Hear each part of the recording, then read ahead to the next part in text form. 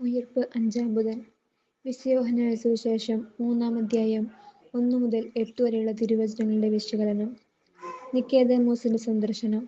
നിക്കോദെമോസ് സെൻഹെദ്രിൻ സംഘത്തിലെ സ്വാധീനമുള്ള ഒരു വ്യക്തിയായിരുന്നു.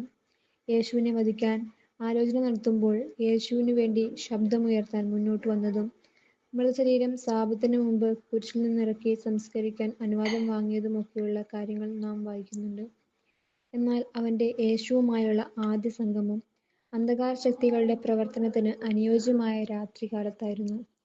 യൂദാസ് യേശുവിനെ ഒറ്റിക്കൊടുക്കുന്നതും ഒരു രാത്രിയിലായിരുന്നു.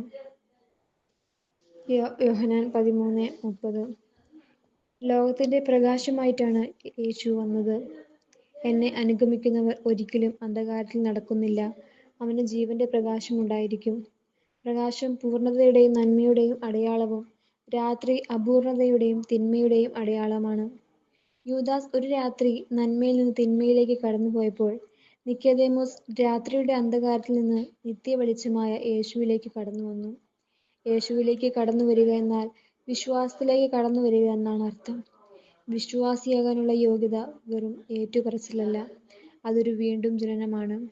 ആസക്തികളാൽ കലുഷിതമായ പഴയ മനുഷ്യനെ ഉരിഞ്ഞുകളഞ്ഞ് പുതുജീവനിലേക്ക് പ്രവേശിക്കുന്നുവെന്നാണ്. യേശുവിന്റെ ഒരിടപെടൽ കൊണ്ട് പുതിയ ജീവനിലേക്ക് കടന്നുവന്ന സക്കേബൂസിനെ പോലെ വിശ്വാസം പ്രവൃത്തിയിലൂടെ പ്രകടമാക്കപ്പെടണം. ഇതിന് ആത്മാവിലുള്ള ജനനം നടക്കണം. സ്ലീഹന്മാരിൽ പരിശുദ്ധാത്മാവ് വന്നു നിറഞ്ഞ നിമിഷം മുതൽ സമൂല പരിവർത്തനം വന്ന മനുഷ്യരായി അവർ മാറി. അവർ മറ്റൊരു യേശുവായി. അവരുടെ പ്രഭാഷണം മനുഷ്യരുടെ ആത്മാവിൽ മാനസാന്തരമുണ്ടാക്കി. അവരുടെ പ്രാർത്ഥന, സ്പർശനം രോഗശാന്തികൾ ഉണ്ടാക്കി. പരിശുദ്ധാത്മാവ് വരുമ്പോൾ നാം പുതിയ സൃഷ്ടികളാകും. ഒരു പുതിയ ഹൃദയം നിങ്ങൾക്ക് ഞാൻ നൽകും. ഒരു പുതു ചൈതന്യം നിങ്ങളിൽ ഞാൻ നിക്ഷേപിക്കും.